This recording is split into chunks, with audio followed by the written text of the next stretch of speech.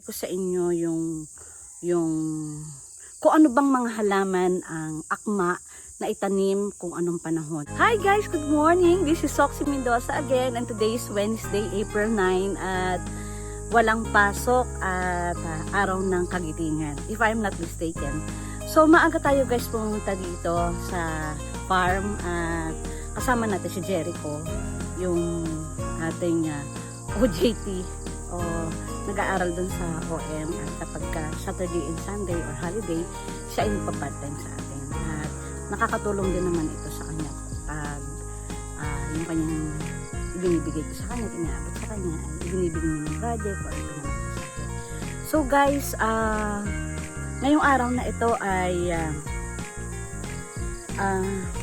ibabahagi ko sa inyo yung kung ano bang mga halaman ang akma na itanim kung anong panahon. Ang babanggitin kong mga halaman lamang ay yung nandito sa farm ha. Dahil yun lang ang ating alam at yun lang talagang kumbaga kabisado natin. So guys, samahan nyo ako. Guys, unahin natin ang kakawate or madre cacao. So itong kakawate na ito ay ginagamit natin na pinakang support plant sa ating mga vanilla. So, hindi siya advisable na itanim kapag tag-ulan dahil hindi nasusuppress ng tubig o ng ulan ang kanilang mga roots, hindi agad siya mabuhay. Sa experience ko based on my experience, ang pinaka-the best na pagtatanim ng mga kakawate o madre cacao ay tuwing tag-init, magmula ng kalaghatian ng March dito sa Mindoro hanggang Mayo, dahil yan ang pinakang summer season natin. So ang kakawati o madre cacao ang the best na support plant na ginagamit natin sa paminta natin at sa ating mga vanilla. So next is ang ating vanilla. So meron tayo dito sa farm, may sakit ko ito, ganito na talaga to. Ang next na ating halaman na i-feature ngayon ay ang mga vanilla. Kailan ba dapat itanim ang mga vanilla? So kapag summer, naitanim mo ang mga madre cacao as a support plant para sa ating mga vanilla at sa ating mga paminta, hindi siya kagad-agad na dapat lagyan. Kailangan ay matibay na yung pinakanyang pundasyon niya, o kaya ay siya ay malago na at kaya na niyang mag-support sa secondary plants. So makikita nyo nga guys ito. At siya nga pala, ang sunod nga natin i-feature na, sabi ko nga ay ang vanilla. So makikita nyo nga guys, walang bulaklak o walang bunga ang vanilla natin, pero meron pa rin. Kasi last year, naalala nyo, nagbenta tayo ng 100,000 dito sa ating plants na vanilla. So inani natin at ibinahagi natin sa ating kasama sa taga-Tagaytay, binenta natin, ibinahagi natin sa kanya ang mga pananim na vanilla. Kaya ngayong panahon na ito, dahil sa naani natin ang kanyang mga magbulong na sanga, ay walang gasinong bulaklak na yung taon nito. Plus, hindi nakikita niyo guys, masyadong madawag o madilim itong lugar na ito. Hindi tayo, wala akong ginawa dito dahil nang mahina pa kumbaga ang ating mga vanilla, dahil nga tinanggalan natin siya ng mga pananim. Anyway, kailan ba ang the best time na pagtatanim ng vanilla? Ang the best time na pagtatanim ng vanilla ay tuwing tag-ulan. So pagpatak ng ulan ng June ay napakaganda na magtanim ng vanilla. Pwede rin siya magtanim ng vanilla kapag month ng September, October, November, December. So next is, ano ba ang sunod naman na halaman na magandang itanim? Ang lansones. Meron tayo dito sa farm natin na lansones. O meron tayong dalawang klase ng lansones dito. Ito ay ang duko at saka ang lungko. So guys, yung mga lansones na duko at saka ito guys ay lungkong. Ito ay pinaka-the best na itanim ay tuwing tag-ulan din. Base sa experience ko, mabilis sila makarecover. Tuwing kapag mag-start ka ang rainy season kasi dito sa amin ay tuwing June onward to February. So, pero pinakamatindi ang ulan na halos araw-araw umuulan. At para sa akin ay the best din siya na magtanim ng mga halaman na binanggit ko. Tuwing tag-ulan ay yun na nga, ang lansones. Tuwing, para sa akin ay ang tatay nagpapatanim June. Pero ako ay nagpapahulip or nagpapasunod ng patanim doon sa mga lansones ko ay tuwing September. So by January, kitang-kita ko na talaga na naka-recover nila. September, October, November, December, January, February, yan ay tag-ulan. Hindi namamatay ang, kumbaga 100% success rate. So nabanggit natin ang vanilla, kakawate, at saka lansones. Meron tayo niyan. So yun yung mga panahon na kung saan advisable na itanim na ngayon na nabanggit ko. Punta tayo guys sa paminta. Ito yung aming paminta. Ito itinanim ng September ni Mang Munda.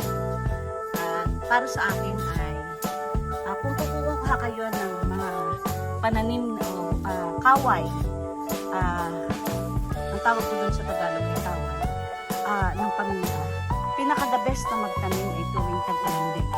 So ito nga guys, dahil pag tag-ulan, hindi less effort ka na dahil hindi ka na mag-didilig. Kasi tapos iba rin ang tubig ulan sa para sa mga halaman. So napakadali nila guys na makarecover kung bagong tanim kapag kaya mahina ang paminta sa init. So the best na ng pagtatanim ng mga paminta ay kapag tag-ulan.